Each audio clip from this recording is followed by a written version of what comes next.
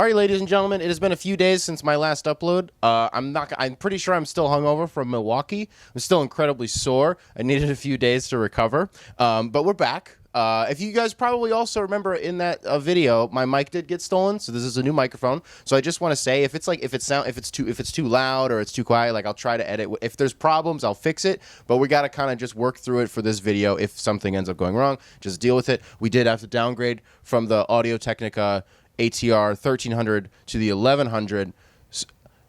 This is not an ad, by the way. Let's just get to the video. There's definitely something to be said about being one of the like 3 to 7 guys at any given moment in an NBA season. Over the course of an NBA season, you'll have this handful of players who are included in every single hypothetical trade. Okay, like Wiggins was one of them a few years ago. CJ McCollum is a really, really good. I can't think of any other. Jeremy Grant is actually kind of one right now, which is really funny. I thought we overpaid him. I'm sorry. I thought Detroit overpaid Jeremy Grant, and now everybody wants him on their basketball team. That's weird. That's really weird. But anyways, that's basically Jaylen Brown right now. Like, he's sort of the quintessential buy. I tweeted this earlier. If he's going to be destined to be included in every fake trade until the end of time, I hate that for him. That absolutely sucks. Because you find yourself, and this is, of course, stemming from all the Bradley Beal rumors that are happening again, because the season ended, so it's like evergreen content. Bradley Beal. If you ever see me making a hypothetical Bradley Beal trade video, I am bankrupt. I think it's just such an easy way to generate. And like it might actually be true is the thing. I'm just saying it feels like we all the time, like this team is interested. It doesn't matter. This is about Jaylen Brown. I understand why he's included in all these fake trade proposals. It's because of how good he actually is. But I wish that we realized that Jaylen Brown is a franchise cornerstone and not this expendable talent who like shouldn't be like think of the way that Jeff Green exists in the NBA, a career journeyman, somebody that every basketball team will try to sign him or try to trade for him, but then that same team is then going to flip him because they know how valuable he is. Like, in principle, there's some sort of a very loose comparison there.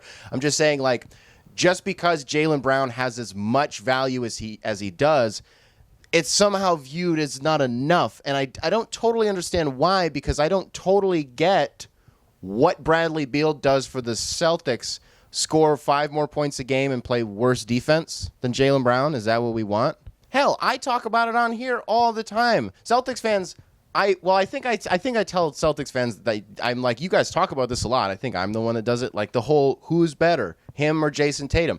What a wonderful dynamic to have. What a terrific problem that you could have. I talked a few weeks ago about how New Orleans had the best problem in the world last year. They had too many good point guards.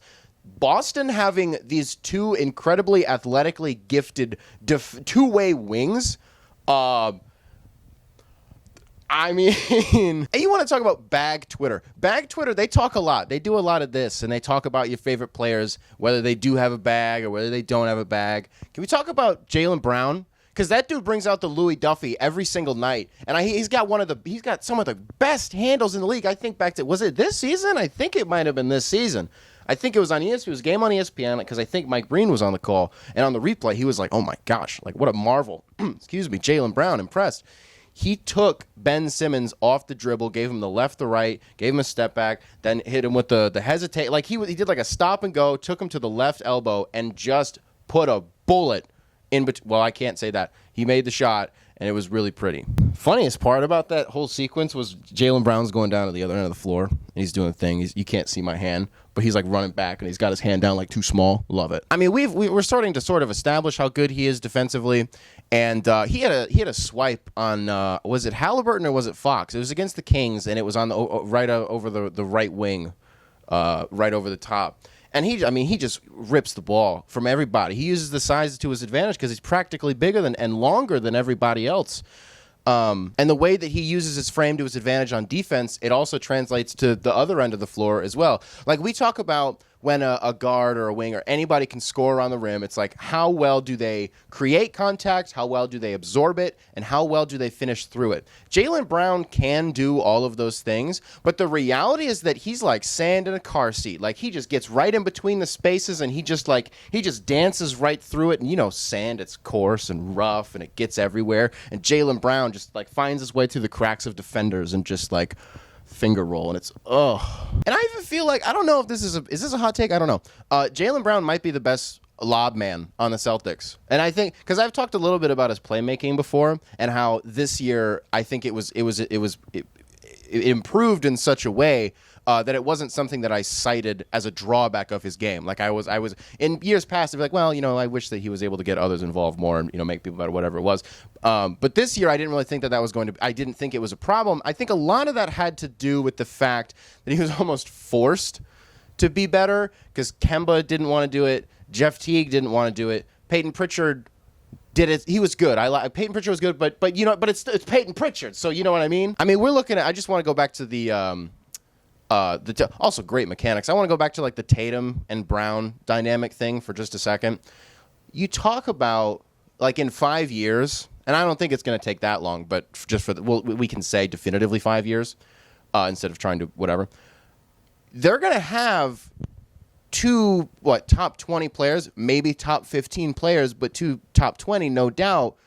And I just don't like that we continue to like dangle Jaylen Brown as like this. I don't know, like you know how many players you could trade Jaylen Brown for that are going to actually make you better. That like could be realistically acquired. Dame,